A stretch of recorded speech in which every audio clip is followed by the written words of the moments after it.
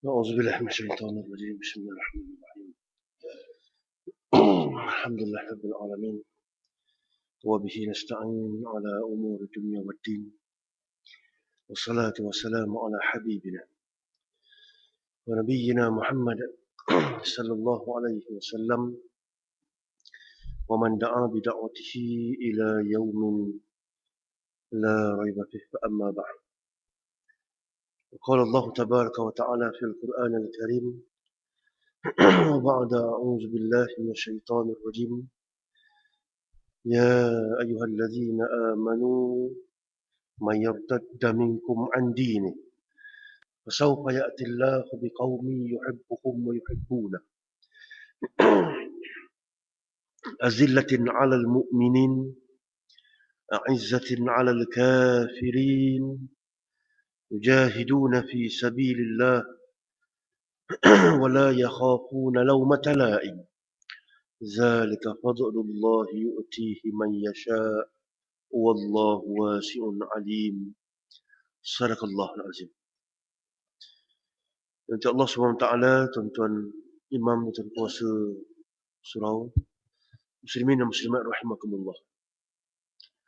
Alhamdulillah, syukur kepada Allah SWT, dia berikan kesempatan dan takdir yang terbaik untuk dia pertemukan dalam siri-siri kuliah subuh. Dan insyaAllah pada hari ini kita akan tamatkan kitab fiqh Jumaat. Dan catatan saya ini kita ada satu last kali.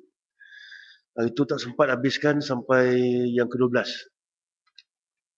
Sampai ke-11 dan yang ke-12, perkara yang ke-12 dalam perkara melibatkan sunat-sunat Jumaat. Dan ke-12 ni perkara yang akhir sekali ya. Dan tamat lah. Perkara sunat Jumaat, sebelum itu perkara sunat Jumaat ni adalah perkara yang menjadi kehebatan Jumaat. Perkara yang menjadi sunat Jumaat, pengarang letak last sekali. Sebab sunat itulah yang menentukan hebat tak hebat Jumaat tadi. Sebab tu diletakkan perbahasan sunat ni last sekali. Tentang rukun, tentang syarat sah apa semua, awal-awal. Jadi kalau kita buat rukun, syarat sah apa semua tu, itu biasa. Benda yang wajib lalui. Tapi perkara-perkara yang melibat sunat ni lah yang menentukan nilai kita punya sembahyang. Maka sebab tu diletakkan di bab terakhir dan kita berada pada nombor yang terakhir, itu nombor 12, iaitu perkara melibatkan memperbanyakkan amalan yang baik. Maka pada hari Jumaat, pengarang mengatakan bahawasanya yang terakhir kena banyakkan amalan yang baik, cuma tidak boleh ditetapkan. Pengarang mengatakan pada hari Jumaat ini memang hari yang disuruh buat segala amalan yang baik. Apa saja amalan yang baik, maka wajar dibuat pada hari Jumaat. Cuma jangan ditetapkan berdasar kepada hadis Rasulullah SAW dan dalam hadis ada dalam riwayat Muslim, riwayat Imam Ibn Hanbal mengatakan bahawasanya Rasulullah SAW mengatakan la tahtassu lailatul jum'ah bi qiyamin min bainal layali. La tahtassu, dan kamu mengkhususkan lailatul jum'ah pada malam Jumaat bi qiyamin min bainal layali. Dan kamu khususkan pada malam Jumaat bi qiyamin dengan sesuatu amalan baina layali, berbeza dengan pada malam-malam yang lain. Di sini ada yang sahih dalam Sahih Muslim dan juga dalam sunnah dalam Musnad Imam Ahmad bin Hanbal. Jadi di sini menunjukkan bahawasanya memang wajah hidupkan malam Jumaat. Wajah hidupkan malam Jumaat, tetapi jangan dikhususkan. Sebab itulah kita lihat para ulama dulu dia hidupkan malam Jumaat. Cuma dia tidak mengkhususkan dengan mesti baca Yasin. Cuma dia hidupkan malam Jumaat dengan bacaan-bacaan. Cuma kenapa dia pilih baca Yasin? Sebab bacaan Yasin itu adalah bacaan yang antara bacaan yang hebat untuk dia menghimpunkan masyarakat dia. Sebab bila dihimpun masyarakat itu, maka dia ada banyak keperluan. Mungkin bulan ni periksa, mungkin bulan tu ada masalah-masalah kecurian. Mungkin setiap bulan, setiap minggu perhimpunan itu, maka perhimpunan itu dia ada masalah-masalah dia sendiri.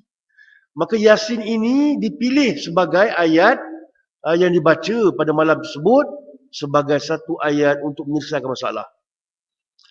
Maka sebab apa? Sebab ada hadis yang lain mengatakan, man qara'a Yasin fi lailatin ibtigha'i mardatillah ghufira lahu. Barang siapa baca Yasin fi lailatin, pada waktu malam, ibtigha'i mardatillah, dengan mengharapkan keridaan Allah Subhanahu wa taala, ghufira lahu, diampunkan dosa-dosanya. Hadis ini hadis yang sahih. Maka kita lihat dalam Sahih Ibn Hibban ada hadis ini. Jadi kita lihat bagaimana bila kita baca Yasin, dia berbeza dengan baca surah-surah lain. Berbeza dengan baca surah-surah lain. Maka Yasin ini, baca Yasin pertama dapat pahala, macam mana membaca ayat-ayat yang lain. Tapi bila baca Yasin, dia upgrade satu benda lagi, iaitu ghufira lahu, diberikan keampunan. Diberikan keampunan dalam pembacaan tersebut. Dan bila baca Yasin, bukan sekadar dapat pengampunan, tambah satu lagi. Berdasarkan kepada satu lagi hadis Rasulullah SAW, man qara'a Yasin qudiyat hawaijahu. Barang siapa membaca Yasin, qudiyat, ditunaikan hawaijahu, keperluan-keperluan dia. Ditunaikan keperluan-keperluan dia. Maka keperluan kita ada apa? Kita ada keperluan untuk supaya manusia diberikan hidayah di tempat kita. Diberikan keselamatan di tempat kita. Apa masalah kita pada minggu itu? Maka kita minta pada Allah SWT, sebab kadang-kadang mungkin tangan kita ni terlalu berat, doa nak naik atas. Sebab tangan ni macam-macam sejarah dia. Tangan ni macam-macam masalah buat. Mungkin ada orang yang masalah dia semayang-semayang, nombor main juga. Semayang-semayang, menampar orang kuat juga. Semayang-semayang, macam-macam benda dia buat. Mungkin tangan tu payah nak berat, doa tu nak dinaikkan ke atas. Tapi ada pemangkin dia. Pemangkin dia ialah Yasin. Rasulullah SAW mengatakan, man qara'a Yasin qudiyat hawaijahu. Barang siapa membaca Yasin, qudiyat, ditunaikan hawaijahu, keperluan-keperluan dia. Maka sebab itulah para ulama menghimpun ulama Melayu ni, dia himpunkan masyarakat pada malam Jumaat. Sebab apa? Malam itu malam yang kemuncak. Dia bukan satu malam Ahad. Satu malam Ahad ni selepas penjajah datang. Dia buat satu malam Ahad. Malam Minggu. Sebenarnya malam Minggu bagi umat Islam ialah malam Jumaat. Maka malam Jumaat itu ialah malam kemuncak. Maka wajar dia buat segala benda baik. Cuma jangan dihususkan. Tanda jangan dihususkan, tiba-tiba kita tak nak buat malam Jumaat, tak nak baca Yasin. Maka jangan kita marah pula. Oh, kenapa tak baca Yasin ni? Mesti baca Yasin. Bila mesti tu dia telah membuat syariat baru. Itu yang Rasulullah tegah tadi. Tapi kalau dia baca Yasin, tiba-tiba malam tu nak buat Maulid Rasul, malam tu nak buat benda agenda lain, maka tidak menjadi masalah. Maka itu sebagai tanda dia tidak mengkhususkan. Ataupun dan sebagai satu tanda yang lebih jelas lagi. Daripada 4 minggu tadi, cabut 1 minggu. Daripada 4 minggu tadi, 3 minggu baca Yasin. 1 minggu jangan baca Yasin. Buat tafsir suratu Yasin. Lagi bagus. Sebab kadang 40 tahun bincang pasal baca Yasin. 40 tahun baca Yasin, tak pernah tahu pun apa kalimat Ya dan Sin tu. Kenapa ulama berani tafsir kalimat Yasin, tak berani tafsir kalimat Alif Lam Mim? Kenapa kalimat harf muqatta'ah lain tak berani tafsir? Tapi kalimat Yasin berani tafsir. Ada sebab-sebab dia. Dan Yasin tu bukan sekadar kalimat Yasin aja. Dia juga nama Rasulullah SAW, Taha wa Yasin dan sebagainya. Ada banyak lagi. Dan tuan kalau kita tafsir dengan surah Yasin ini, maka kita akan jumpa pelbagai ilmu dalamnya. Pelbagai ilmu dalamnya. Saya tengah nak siapkan tafsir surah Yasin. Dah hampir siap habis dah. Cuma nak buat closing tu, dia tak siap-siap. Dah siap hampir setahun lebih dah. Tafsir surah Yasin saya. Tapi cuma nak buat closing ayat terakhir tu, dia tak jadi lagi. Maka simpan dalam komputer dulu. Dah setahun lebih simpan dah. Tak mula-mula boleh semula. Bila-mula Allah Alam. Kita akan berjumpa dengan pelbagai ilmu-ilmu yang hebat. Nak cerita pasal pengangkutan zaman sekarang, ada dalam surah Yasin. Nak cerita pasal minyak, sama ada minyak yang melibatkan petroleum atau minyak yang melibatkan biodiesel, betul biokimia, apa semua melibatkan minyak yang daripada pokok-pokok yang hijau, minyak daripada pokok yang telah mati dan sebagainya, semua tu ada. Melibatkan cakrawala, melibatkan banyak benda-benda melibatkan sains ada dalam surah Yasin. Maka surah Yasin satu surah yang betul hebat kalau dibongkarkan. Maka lebih baik begitu. Maka kita terhindar daripada apa yang dinyatakan Rasulullah SAW. Hidupkan Yasin, tapi jangan tetapkan dengan satu biqiyamin bainal layali. Rasul sebut jangan la tahtasu, yang kamu khususkan Lailatul Jumaah, malam Jumaat biqiyamin, dengan satu benda yang kamu tidak buat pada hari lain. Maka jangan kita khususkan. Tapi kalau hari lain pun kita baca juga surah Yasin, hari lain pun kita baca juga, maka tidak menjadi masalah.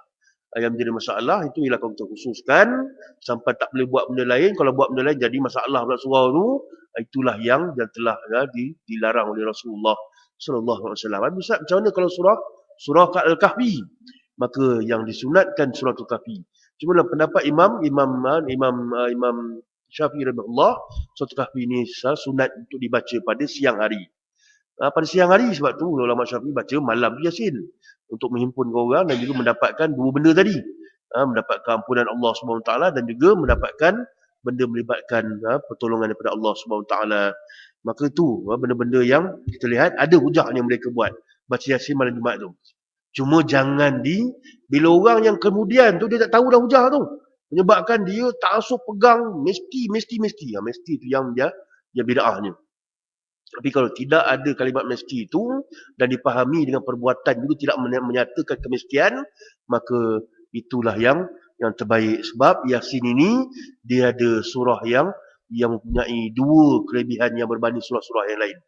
Iaitu surah yang pertama dibaca surah Yasin tadi, selain daripada dapat pahala, dihapuskan dosa-dosa kita. Kemudiannya bukan sekadar dapat pahala, bukan sekadar dapat dihapuskan dosa, ditunaikan keperluan-keperluan kita. Maka sebab itulah kalau tuan ada masalah apa-apa, baca surah Yasin. Ada masalah apa? Baca surah Yasin. Maka kita mohon pada Allah SWT. Cuma ada kadang-kadang orang menambah. Menambah ni dia tidak ada hadis Rasulullah. Cuma tambahan tersebut berdasar pengalaman masing-masing. Pengalaman kerohanian masing-masing. Sebagai contohnya, dia menambah pada kalimat salamun qaulam mir rabbir rahim. Dia ulang 7 kali kat situ. Sebab dia kata apa? Ayat ni sedap. Sebab apa? Makna dia bagus. Maka di situ dia diam kejap, dia mohon pada Allah SWT dengan kalimat yang betul hebat. Salamun qaulam mir rabbir rahim. Dia ulang 7 kali dan dia mohon pada Allah SWT. Atau ulang. Ada orang yang baca Yasin tadi, dia tambah lagi dengan pengalaman kerohanian dia mengatakan pada 7 mubin. Elok berhenti. Dan kita mohon pada Allah, berdoa pada Allah pada 7 mubin. Rasul tak pernah suruh benda tu. Tapi benda tadi tidak menjadi masalah sebab dia berdoa. Doa ni doa lah. Cuma jangan kata ni Rasulullah suruh, tidak. Itu tidak disuruh Rasulullah, tapi tidak dilarang pun. Bila tidak dilarang boleh buat. Sebab apa? Itu berdasar pengalaman masing-masing. Maka ada yang 7 mubin, dia baca sebab jam Yasin 7 kali. Tempat berhenti, wakaf, yang ada kalimat mubin. Maka ada yang baca berhenti mubin pertama, berhenti kejap. Minta pada ya Allah, ya Tuhanku, apa masalah kita. Berhenti pada mubin kedua, baca. Maka itu pengalaman kerohanian masing-masing. Ada tok guru yang ada pengalaman kerohanian begitu, maka dia mengatakan lebih baik kamu baca Yasin, kamu berhenti pada 7 mubin. Ada tok guru yang kata kamu baca Yasin, berhenti pada salamun qaulam mir rabbir rahim. Itu dia punya pengalaman kerohanian masing-masing. Jangan baca pun tak, apa pun tak, tiba duk bising orang kan. Tak boleh sana, tak boleh sini. Memang tak boleh kalau dikhususkan. Tapi kalau kita tidak menghususkan dengan ada tanda-tanda yang menunjuk tidak menghususkan, iaitu tidak menjadi masalah kalau nak buat program pada hari Jumaat, hari Khamis Jumaat, ataupun kita letakkan satu penangkal dia, iaitu ada hari-hari tertentu di kalangan 4 minggu tadi memang kita cabut satu hari untuk kita melarikan diri daripada apa yang disebut dalam hadis ini supaya kita tidak mengkhususkan. Dan yang terbaik ialah kita baca surah Al-Kahfi. Cuma pandangan daripada Imam Syafi'i, surah Al-Kahfi ini elok dia baca pada siang hari. Maka itulah perkara yang terakhir yang melibatkan perkara sunat. Maka segala benda yang baik maka hendaklah wajar dibuat pada hari Jumaat. Maka sebab itulah para ulama-ulama kita Nusantara ini dia buat baca Yasin pada hari Jumaat, berhimpun pada hari Jumaat, segala pada hari Jumaat. Maka itulah beberapa perkara yang terlihat ada kewajaran mereka membuat begitu. Cuma kita yang meneruskan jangan sampai kita menghususkan. Maka buat tanda untuk tidak menghususkan. Antara cabut satu hari untuk kita buat tafsir surah Yasin. Jadi saya sekat dulu untuk kita punya perbincangan melibatkan Jumaat. Dan saya buka kalau ada sebarang pertanyaan. Untuk sebelum ni pun kalau ada yang nak tanya dan sebagainya, kita nak bincang. Sebelum kita bincang pada topik yang lain. Ada yang tanya? Tak ada.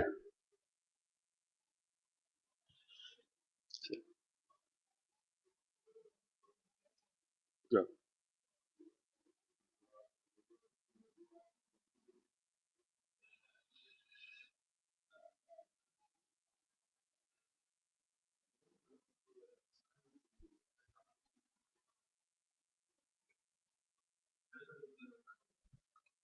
Tentang musafir pada hari Jumaat.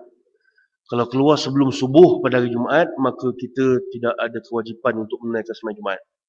Kalau keluar hari Khamis macam mana? Itu sebelum tu. Maksudnya sebelum subuh hari Jumaat tu, Khamis tu sebelum subuh lah. Rabu sebelum subuh lah. Yang penting 3 hari sebelum tu ialah tempoh musafir. Atau memang kita musafir seminggu tu. Musafir je panjang. Maka kita dalam title musafir, yang penting sebelum subuh pagi Jumaat tu kita dalam title musafir. Kita dah jadi title musafir. Maka kita dibenarkan untuk meninggalkan sembahyang Jumaat. Tiada kewajipan untuk sembahyang Jumaat. Sebab syarat wajib sembahyang Jumaat 8. Tidak mewajibkan orang-orang yang musafir. Solatul Jumaah hakun wajibun ala kulli muslimin illa arba'ah. Solat Jumaat wajib pada semua umat Islam lelaki yang muslim melainkan 4. Antaranya golongan yang musafir. Maka kita lihat bagaimana, tapi walaupun tidak wajib bagi kita sembahyang Jumaat ketika mana musafir, namun dalam mazhab Syafi'i afdal untuk sembahyang. Bukan sunat, kita tak bincang mak sunat dah, afdal untuk sembahyang. Afdal ni jangan timbang-timbang dah, sembahyang terus tadi. Lebih baik sembahyang. Sebab apa? Sebab Rasulullah tak pernah tinggalkan Jumaat walaupun musafir. Cuma boleh tinggalkan, tapi Rasulullah tak pernah tinggalkan. Maka Rasulullah buat juga. Sebagai contoh dalam sekarang ni ialah satu Rabiul Awal. Jadi sekarang ni ialah masa Rasulullah tengah berjalan ni. 1400 tahun dulu Rasulullah tengah berjalan untuk menuju ke Madinatul Munawwarah. 8 Rabiul Awal Rasulullah sampai di Quba. 3 hari Rasulullah rehat. Satu para ulama kata 3 hari itulah tempoh rehat yang masih lagi musafir. Masuk ke hari keempat, jangan penuh hari keempat tu. Kalau penuh hari keempat, dia dah mukim dah. Jadi kalau 3 hari plus, belum lagi hari keempat, dia masih lagi musafir. Sebab tu Rasulullah, 3 hari berehat di Quba, hari yang keempat tu, Rasulullah mula balik jalan. 3 hari plus. Maka tempoh itu masih lagi tempoh musafir. Maka walaupun Rasulullah rehat. Maka tempoh musafir itu, dia boleh rehat sebenarnya. Boleh pergi mana-mana tempat, boleh rehat selama 3 hari lebih, jangan sampai keempat. Keempat tu, 4 hari ialah tempoh dia bukan musafir dah. Maka Rasulullah rehat 3 hari di kampung di Quba dan buat masjid. Pagi hari keempat tu ialah hari Jumaat. Rasulullah mula balik jalan. Sebab apa boleh Rasulullah berjalan? Sebab Rasulullah masih lagi musafir. Rasulullah masih musafir 3 hari sebelum tu rehat dah. Maksudnya boleh. Kalau hari Khamis boleh, hari Rabu boleh, hari Selasa boleh. 3 hari sebelum tu kita rehat di tempat tu. Masih lagi seorang musafir. Kalau kita berehat lah. Kita sebelum tu masih berjalan ni, tapi kalau baru nak mula berjalan, maka pastikan sebelum subuh hari Jumaat kita keluar pada rumah kita. Maka barulah kita boleh meninggalkan sembahyang Jumaat tadi. Walaupun boleh meninggalkan sembahyang Jumaat, tetap juga afdal kita dituntut. Sebab apa? Bukan disebut sunat. Sebab sunat ni terpulang, kita nak pilih tak pilih. Tapi dalam mazhab Syafi'i, afdal ni dia tinggi daripada sunat lagi. Tak payah bincang dah pilih tak pilih. Maka lebih baik buat. Sebab Rasulullah tidak pernah meninggalnya. Maka Rasulullah pada hari keempat tu, pagi Jumaat tu Rasulullah mula balik musafir menuju ke Madinah. Maka tengah hari Jumaat Rasulullah sampai di perkampungan Bani Sa'ad. Perkampungan Bani Sa'ad itulah ada sebuah masjid akhirnya. Rasulullah berhenti di perkampungan Bani Sa'ad untuk buat sembahyang Jumaat. Maka Jumaat di perkampungan Bani Sa'ad ialah Jumaat yang kali pertama dibuat oleh Rasulullah SAW. Sebab apa? Sebab sebelum tu Rasulullah tak pernah sembahyang Jumaat pun. Rasulullah dah arahkan orang lain sembahyang Jumaat. Rasulullah di Mekah tak pernah sembahyang Jumaat. Dan itulah tempat kali pertama Rasulullah sembahyang Jumaat, dan sekarang diabadikan tempat kali pertama Rasulullah sembahyang Jumaat itu dengan Masjid Jumaat. Kalau kita pergi ke Madinah, Mutawif akan bawa kita ke Masjid Jumaat. Masjid Jumaat itulah masjid yang kali pertama Rasulullah sembahyang. Sahabat-sahabat Madinah dah lama sembahyang dah. Dah hampir setahun sembahyang. Tapi Rasulullah sendiri baru nak sembahyang. Maka itu menunjukkan Rasulullah walaupun dalam keadaan musafir pun Rasulullah tetap juga membuat Jumaat. Tapi boleh kita meninggalkan. Harus kita tinggalkan, tapi lebih baik kita tidak meninggalkan buat juga. Maka di situ juga keluar pandangan daripada mazhab Syafi'i mengatakan kalau kita merasakan tak boleh kita dapat sembahyang Jumaat, bagi siapa yang musafir selepas subuh. Siapa musafir lepas subuh hari Jumaat, maka dia wajib sembahyang Jumaat.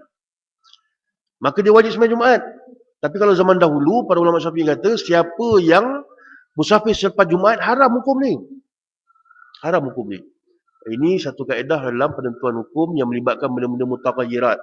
Benda sawabit lain, benda mutaghayirat lain. Sawabit ni benda tetap. Tak boleh nak bincang dah. Tapi benda mutaghayirat ni boleh berubah hukum ni. Benda mutaghayirat ni benda yang memang tidak tetap. Sebab apa? Sebab dia ijtihad. Ijtihad ni akan berubah. Maka ulama Syafi'i kata pada zaman dahulu haram hukum dia siapa yang musafir pada pagi Jumaat selepas subuh.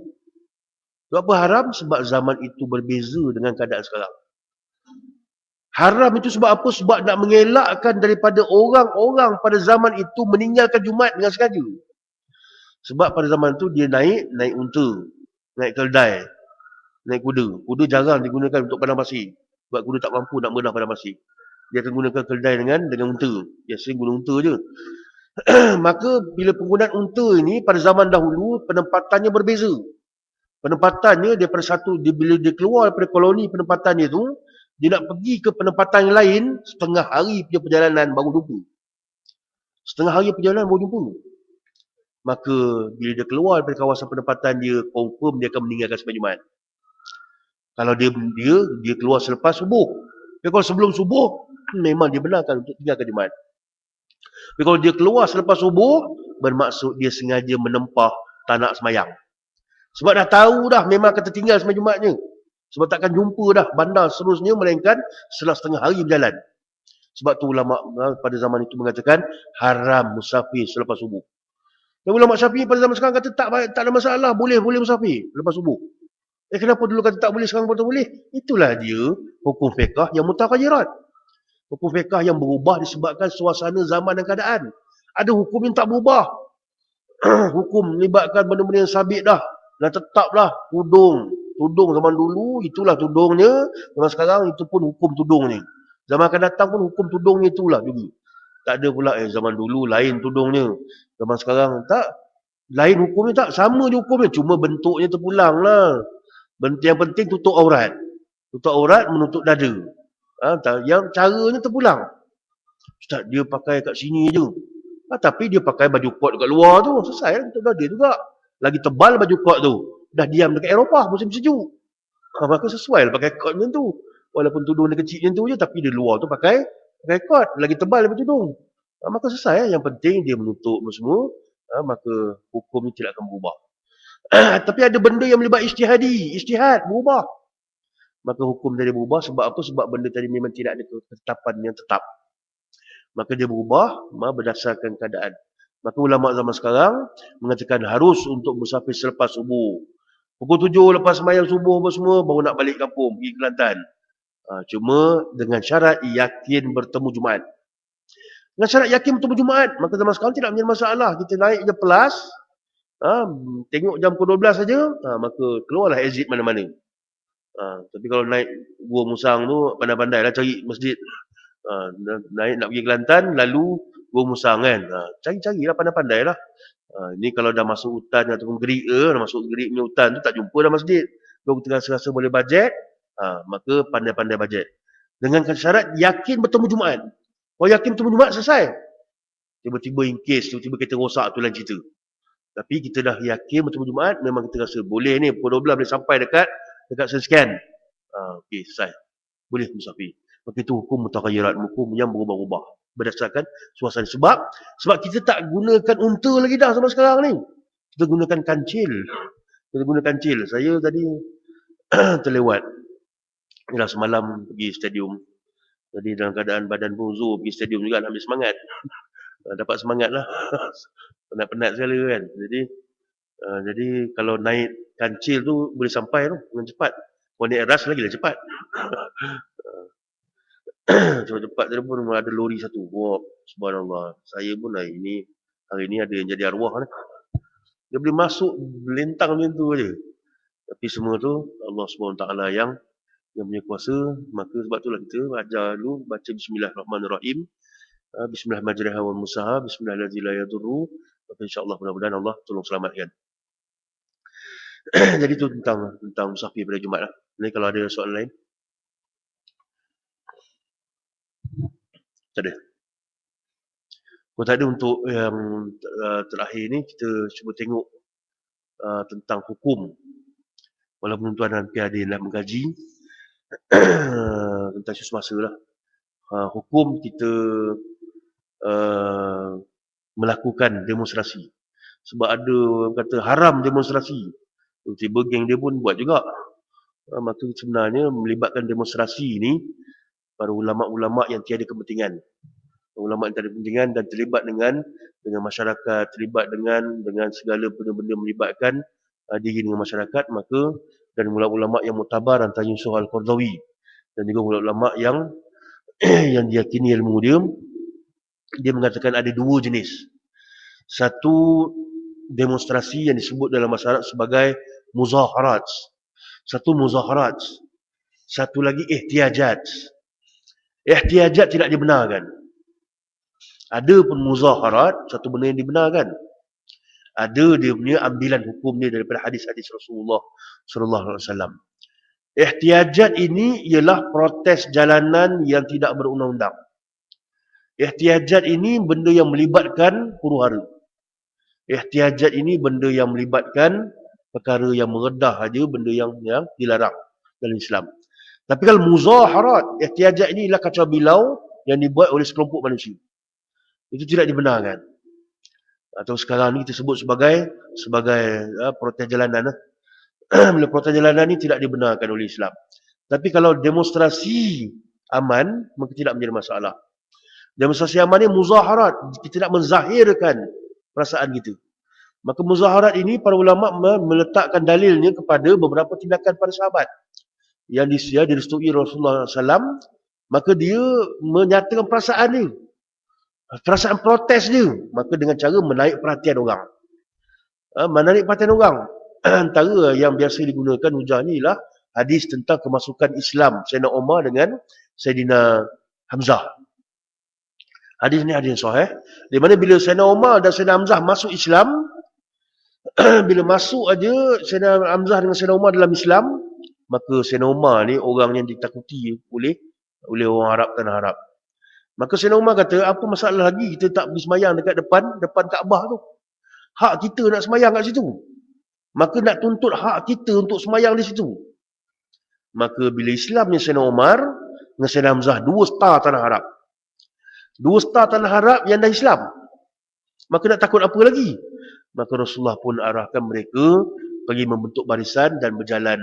Dalam hadis sebut, jalan sederap pergi menuju ke Baitullah. Maka Sayyidina Umar dan juga Sayyidina Hamzah bin Abdul Muttalib, dia mengetuai, mengepalai kumpulan sahabat-sahabat untuk menuntut hak untuk bersembahyang di hadapan Kaabah. Maka terus mereka membuat barisan dan berjalan beramai-ramai pergi ke Kaabah, menyebabkan orang kafir tak berani nak kata apa. Untuk apa? Untuk menuntut hak dia. Tapi jangan buat kecoh, bawa pedang, bawa semua kata orang, tak boleh. Maka itu, para ulama kata boleh kita menuntut hak kita dan menyatakan perasaan kita, tapi dengan cara yang aman. Maka begitu juga kalau kita menggunakan jalan, maka Rasulullah SAW pernah menegur, jangan kita cekat jalan tu. Iyyakum wal julusa ala turqa. Kamu jangan duduk lepak-lepak kat jalan sampai mengganggu perjalanan. Tapi sahabat kata, kami dah biasa dah lepak sini, Rasulullah. Maka Rasulullah kata, kalau kamu nak lepak di situ, maka berikan hak jalan. Kalau orang nak lalu, jangan susahkan mereka. Kemudiannya kalau orang lalu tu berikan hak dia, nak bagi salam dan sebagainya, jawab salam sebagainya. Maka boleh sebenarnya. Cuma kalaulah pemerintah tadi nak beri kerjasama, Alhamdulillah. Tapi kalau dia tak nak beri kerjasama, berlakulah apa yang berlaku sebelum-sebelum ni. Tapi kalau dia bagi kerjasama, tak ada masalah. Macam semalam sebagai contohnya, tak ada masalah semua. Tak ada masalah. Sama ada datang pagi ke, datang tengah hari ke, boleh terus sampai ke kat stadium tu. Tapi jangan bawa kereta lah, bawa motor lah. Bawa kereta sakit kepala lah.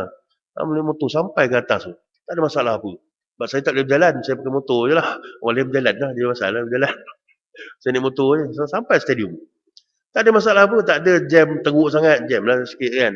Tapi tak ada masalah, tak ada dah terlalu mengganggu sampai ditakut-takutkan berlaku hura-hara. Tak ada apa benda, tak ada kaca mana kedai yang pecah pun. Bahkan penuh melambak orang jual cendol lah, jual apa benda, penuh pergi tu. Saya pun berhenti lah minum sekali apa semua, tak ada masalah. Berenyut-renyut orang berniaga apa semua. Maka tak ada masalah kalau dibuat dengan cara yang aman. Dan polis pula tugas dia menjaga keamanan. Dia jaga keamanan, bukan dia sepak orang, bukan dia pancut orang lain, tak ada. Bila tidak ada pancutan, tak larilah kawan tu. Ini pancut, larilah kawan tu. Bila lari, habis dia redah lah kon-kon apa semua tu. Tapi bila tak ada pancut, selesai masalah.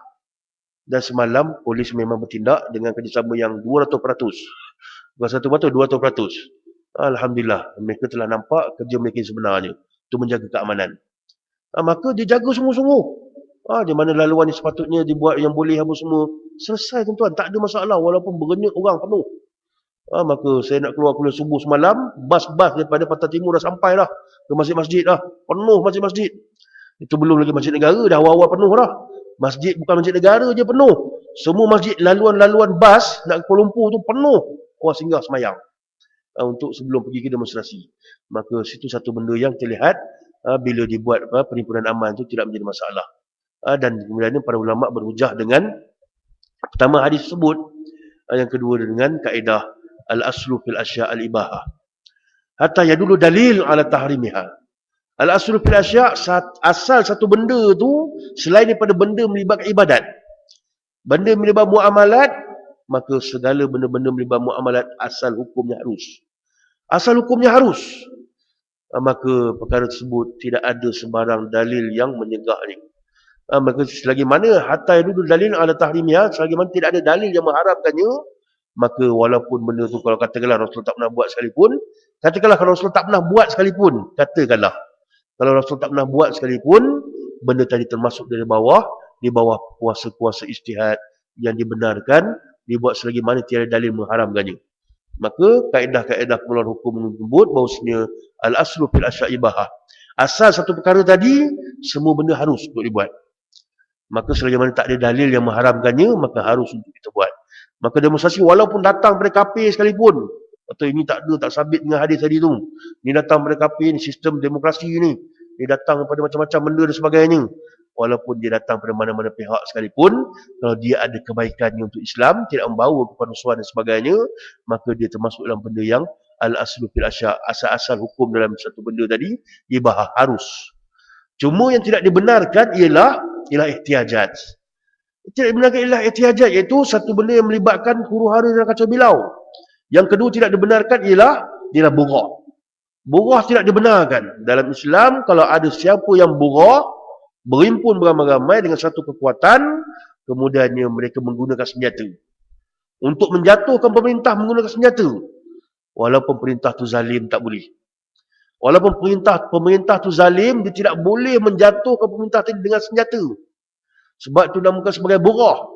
Burah dalam Islam, dia boleh diambil tindakan hatta sampai tahap pemerintah boleh bunuh dia. Boleh dibunuh, sampai tahap boleh dibunuh kalau dalam bab ahkamul burah. Dalam melibatkan burah. Burah ni pemberontakan. Maka kalau sekadar nak demonstrasi itu bukan pemberontakan. Demonstrasi ini para ulama' menambah, dia termasuk dalam satu lagi dalil, iaitu man minkum munkaran falyughayyir biyadihi. Siapa yang melihat kemungkaran di kalangan kamu, hendaklah ditukar ke kemungkaran tadi. Hendaklah dicegah kemungkaran tadi dengan biyadihi, dengan kekuasaan yang dia ada. Maka rakyat ada kuasa apa? Kuasa kita ialah kuasa meminta. Kuasa kita ialah kuasa mendesak. Apa lagi? Kalau tak boleh, maka menggunakan mabilisani, menggunakan lidah dia.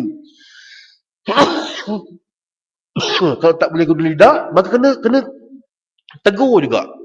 Iaitu dengan sekurang-kurang lagi dengan hati. Tapi Rasulullah kata, dengan hati tadi ialah adha'aful iman, selemah-lemah iman. Kena tegur juga. Dan kalau siapa yang berani menegur tadi, Rasulullah mengatakan dalam hadis yang sahih, min a'zamil jihad. Ada kalimat yang menyebut min afdalil jihad. Di antara kalimat afdal dengan azam tu sahih lagi yang menggunakan kalimat min a'zamil jihad. Min a'zamil jihad kalimatu haqqin inda sultanin jairin.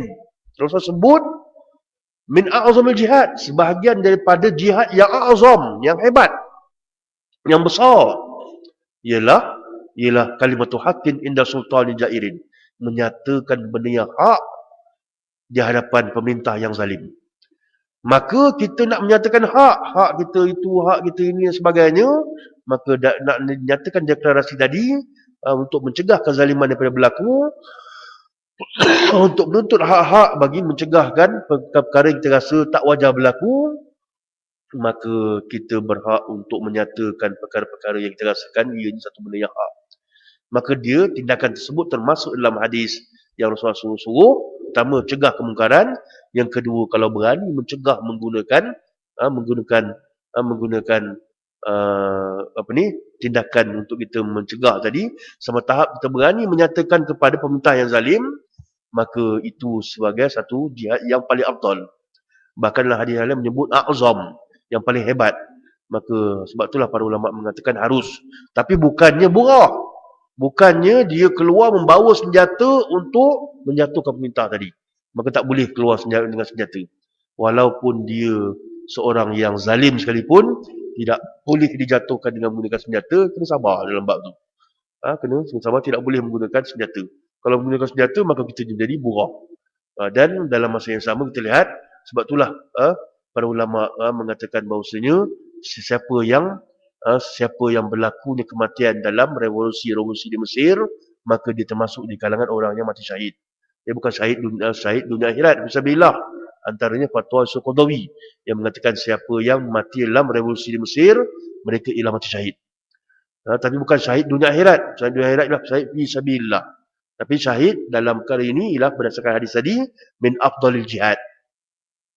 Seafdal jihad ataupun min a'zamil jihad, seazam, sehebat-hebat jihad ialah kalimatu haqqin inda sultan jairin. Dia anggap sebagai jihad juga. Tapi jihad bukan fisabilillah, tapi jihad dunia. Maka jihad dunia ni dia sama dengan ibu yang mati ketika mana bersalin. Dia sama juga dengan orang yang mati ketika mana berlakunya bencana alam, di tsunami dan sebagainya. Maka mereka-mereka yang mendapat pahala jihad dunia ini, maka mereka mendapat apa? Buqya min fitnatil qabr. Mereka dibebaskan daripada fitnah kubur. Maka kubur selesai dah. Satu step diberikan kehebatan pada mereka, selesai satu step. Iaitu step kubur, muka nangkir tak ada masalah dengan mereka. Kita tak tahu ni Azbillah Mizalik macam mana muka nangkir ni. Nak tanya macam mana, lepas tak lepas soalan. Ini mereka yang mendapat pahala mati syahid ini, ganjaran mereka wuqya min fitnatil qabr. Mereka dibebaskan daripada fitnah kubur. Maka sebab itulah kita lihat tidak dibenarkan untuk mengangkat senjata. Kalau angkat senjata namanya burah, namanya pemberontak. Maka dibenarkan untuk diserang balik. Ni kalau dah tak angkat senjata, mana boleh kita serang dia? Maka haram hukum dia dah berdosa siapa yang menyerang orang-orang yang menyatakan hak tapi dia serang dengan teruknya. Tapi alhamdulillah yang semalam tak ada diserang pun, sebab masing-masing dah faham dah. Dan alhamdulillah semenjak kita luluskan akta APA 12, maka akta tersebut banyak memberikan bantuan. Walaupun ada beberapa klausa-klausa yang boleh disalahgunakan, ya mudah-mudahan semua pihak mencari kebaikan. Sebelah A pun nak cari kebaikan, sebelah B pun nak cari kebaikan.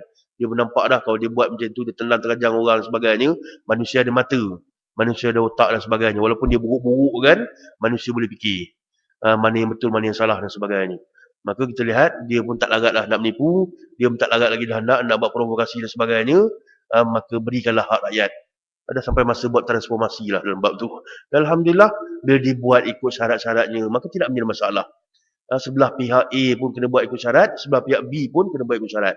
Maka kalau benda tadi ikut undang-undang, alangkah nikmatnya hidup ini. Alangkah nikmatnya hidup ini kalau semua ikut undang-undang. Maka kita lihat bagaimana itulah yang dipaparkan. Sebab itulah perbezaan. Sebagai contoh di Mesir, baru-baru ni. Bila Mesir nak luluskan undang, dan Mesir tuan, bila dah lulus undang dia, subhanallah, satu benda yang dia memang tak buat Islam lagi. Tapi dalam undang-undang perlembagaan dia yang baru ni, yang lulus ini, dia ada satu terma yang akan menyebabkan dia boleh buat undang-undang Islam tidak lama lagi. Termanya apa? Termanya ialah segala perkara melibatkan syariat, iaitu perundangan, hendaklah dirujuk kepada Quran dan Sunnah. Dan yang menafsirkannya ialah para ulama-ulama daripada Azhar. Bukan Ustaz Azhar. Ulama daripada Al-Azhar. Maksudnya dia berikan kuasa khusus kepada Al-Azhar untuk menafsirkan perundangan Islam. Dan kuasa dan segala benda rujukan melibatkan perundangan Islam tadi, rujukannya ialah Al-Quran Sunnah. Kuasa untuk menafsirkannya ialah kepada Al-Azhar. Dan bila Mursi naik aja sebagai presiden, sebab tu dia nakkan kuasa penuh. Bukan nak jadi diktator, sebab dia nak buang orang yang tak sewajarnya. Dan dia telah berani membuang orang tak sewajar dengan penuh berani dia. Dan kita lihat bagaimana bila diluluskan undang-undang tersebut, maka menyaksikan ada masa nak buat iftitahat ni ialah pungutan suara. Dia bukan pilihan raya, pungutan suara. Lebih dasar lagi daripada pilihan raya. Pilihan raya ni orang tertentu je, umur sekian aja. Pungutan suara ni lebih mendasar lagi. Maka kita lihat pungutan suara menunjukkan rakyat Mesir majoriti semua nakkan perlembagaan baru ni. Dan perlembagaan baru ni memberikan ruang kepada Islam untuk mengamalkan Islam tu lebih dalam lagi. Cuma kita kat Malaysia ni ada benda-benda yang menghalang ni. Antaranya ialah klausul mengatakan semua undang-undang selepas tertubuhnya sebab kemerdekaan yang bercanggah dengan perlembagaan Malaysia, undang-undang tersebut terbatal. Habis undang Quran ni bila bercanggah dengan 356 terbatal lah. Bercanggah dengan perlembagaan Malaysia batal lah habis. Tak boleh buat. Maka kena ditukarkan klausul tu.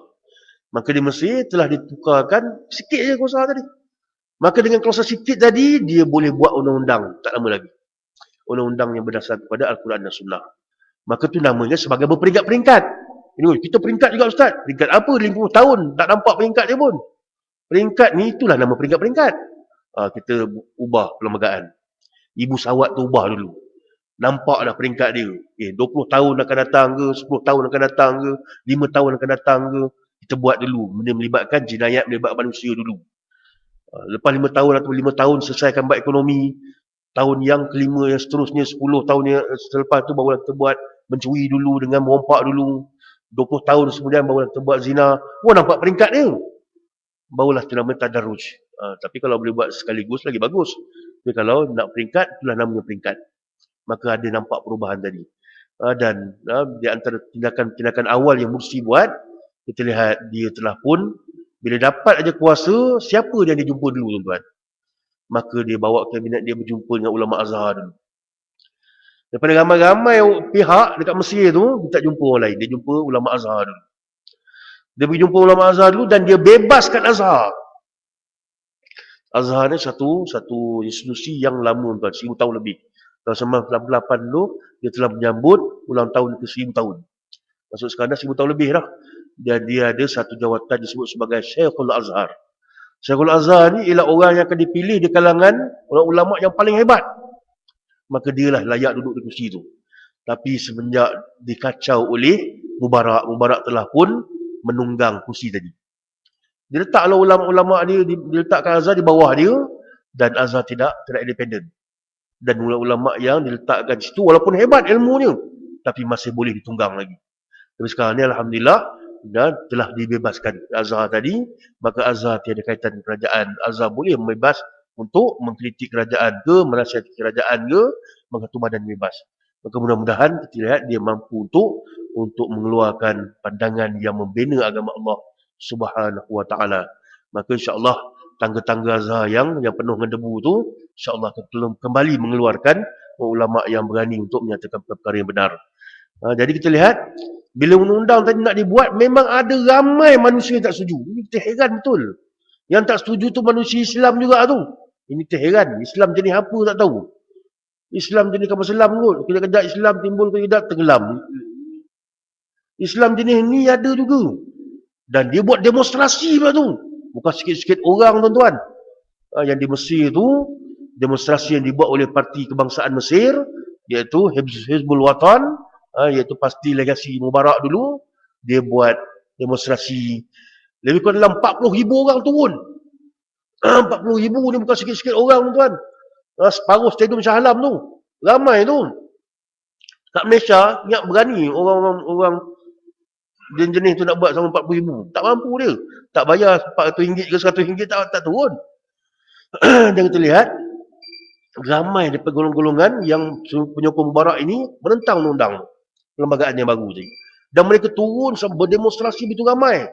Dan demonstrasi yang mereka buat inilah dinamakan sebagai demonstrasi yang disebut sebagai ihtijaj, iaitu rusuhan. Dia bakar pejabat-pejabat ikhwan. Tuan-tuan, sampai 8 orang mati. 8 orang mati, tuan-tuan.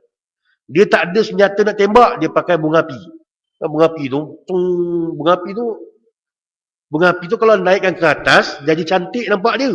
Tapi kalau hala ke rumah orang, terbakar rumah orang. Dia ambil bunga api tu, dia hala ke pejabat-pejabat ikhwan. Dan maka bunga api tu jadi automatik jadi senjata. Maka banyak pejabat ikhwan terbakar, tuan. Tapi Mursi dan juga ikhwan mengatakan, jangan tindak balas. Ikhwan tidak dibenarkan bertindak balas. Tuan-tuan, semua tak bertindak balas. Kita kalau ni marah juga ni, orang bakar markah kita. Tak. Ikhwan kata, jangan tindak balas. Mursi tidak benarkan sebarang demonstrasi untuk melawan balik. Tak benar. Sebab sampai dah 8 orang mati, tuan-tuan. Dia tembak, dia bakar apa semua, dia buat kekecohan sebab tak setuju dengan Mursi nakkan kuasa penuh untuk menggubal banyak benda. Termasuk perlembagaan tadi. Tapi akhirnya selepas dia buat demonstrasi, dia pun tak larat-larat berapa hari sangat dia nak buat. Lepas habis seminggu kurang, dia buat kacau-kacau semua, 8 orang mati. Maka rally yang kedua dibuat oleh Ikhwan. Ikhwan pula buat demonstrasi menyokong perlembagaan tadi. Dan menyokong perubahan kuasa yang dibuat oleh Mursi. Maka demonstrasi Ikhwan buat 10 juta orang turun.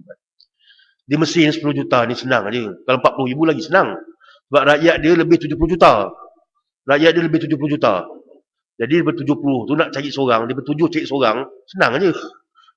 Tapi daripada 70 juta nak cari 40 ribu lagi lah senang. Celah gigi je 40 ribu tu. Tapi kita tengok bahawa sebenarnya 40 ribu tadi sampai 8 orang mati. Dia bunuh sahabat seagama dia.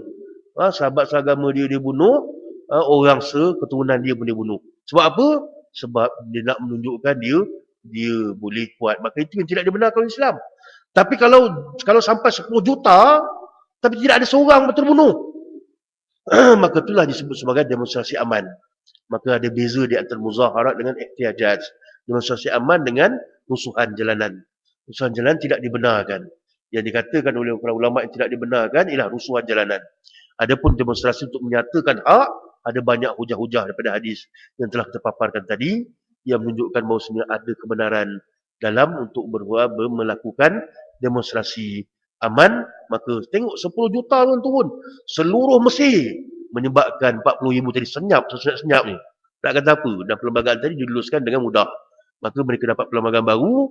Mudah-mudahan 2013 ialah tahun yang menyaksikan kembali semula khilafah ya pada agama Allah Subhanahu Wa Taala.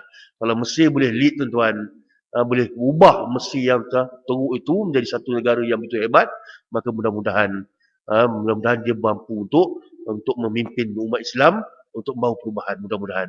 Dan saya pergi baru-baru ni ada program pelajar sana dan saya nampaklah perubahan tu. Saya yakin insya-Allah mereka mampu.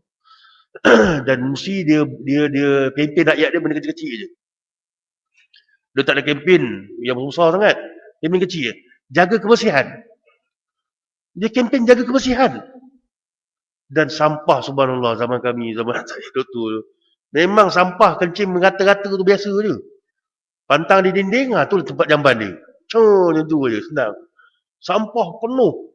Subhanallah. Tak seteruk India lah. India teruk lagi. Tapi alhamdulillah saya pergi baru ni, ada terowong ke Azhar tu. Terowong Azhar tu, Allah Akbar, hancing. Dan bila masuk terowong Azhar, tak ada hancing lagi dah. Tak ada bau hancing dah. Tak ada bau hancing. Dah ada jaga duk tembus tu. Dia nak jaga orang rakyat supaya jangan kencing, ada orang tembus tu. Dekat terowong tu. Tak ada dah orang yang duk kencing tepi jalan semua. Tempat yang dah sampah dah mula nampak reda. Memang kempen buang sampah. Maka dia buat kempen buang sampah menyebabkan rakyat dia mula terdidik. Dalam keadaan banyak benda lah. Bas-bas semua dah baru dah. Tak ada bas macam kami berebut duk panjat dulu semua. Bas baru, kereta-kereta pun banyak yang baru, dah buka pintu semua dah berlaku. Jadi banyak benda lah yang berubah dari zaman kami dulu. Dan saya yakin insya-Allah Mesir tidak mustahil boleh memimpin negara-negara Islam. Ditambah pula dengan negara lain yang telah pun mendapat perubahan untuk mengangkat semula panji-panji kemenangan insya-Allah. Cuma kita harapkan Allah SWT berikan kekuatan. Takkan Mesir je. Sini tak nak pula kan. Subhanallah. Rugilah kalau sini tak nak. Alangkah hebatnya, dan saya rasa kemungkinan besar suatu hari nanti sampai masanya kepada umat di sebelah sini pula yang akan memimpin Islam. Sebab apa? Sebab semua bangsa telah memimpin Islam, tuan-tuan. Hatta Mesir pun telah memimpin Islam. Mesir, Kipti, dia ada kerajaan Ayubiah dia. Semua bangsa-bangsa pernah memimpin Islam. Cuma satu bangsa dia tidak memimpin Islam lagi. Bangsa tersebut ialah bangsa Jawi. Bangsa Jawi ya. Orang sana sebut Jawi atau Melayu. Melayu je tak pernah memimpin Islam lagi. Mudah-mudahan inilah bangsa akhir zaman, bangsa yang akan memimpin Islam dari zaman. Cuma untuk 5-6 tahun ni tak nampak gaya lagi. Tapi insya-Allah tak mustahil kita mengharap. Tidak mustahil kita mengharap sebab tempat kita ni ada potensi yang besar. Mudah-mudahan dengan harapan tersebut, maka mudah-mudahan Allah Subhanahu Wa Taala berikan kekuatan untuk kita melakukan perubahan sampai masanya ubah kepada yang lebih baik. Dah baik dah, nak lebih baik lagi. Semua pihak nak kebaikan sekarang ni. Yang A pun nak kebaikan, yang B pun nak kebaikan. Cuma kita nak lebih baik lagi. Siapa yang mampu memberikan lebih baik lagi, tapi ukurannya ialah agama. Ukurannya agama. Kalau tidak ada ukuran agama, maka itu tidak dianggap sebagai benda baik. Maka mudah-mudahan kita berjumpa dengan baldatun thayyibatun wa rabbun ghafur. Negara yang baik, baldatun thayyibatun wa rabbun ghafur, dan Allah berikan keampunan pada negara tersebut. Walaupun ada kebaikan-kebaikan, tapi ada juga kejahatan. Kejahatan tersebut mendapat keampunan daripada Allah Subhanahu wa taala. Aku qouli hadza wa astaghfirullah li wa lakum. Wassalamualaikum warahmatullahi taala wabarakatuh.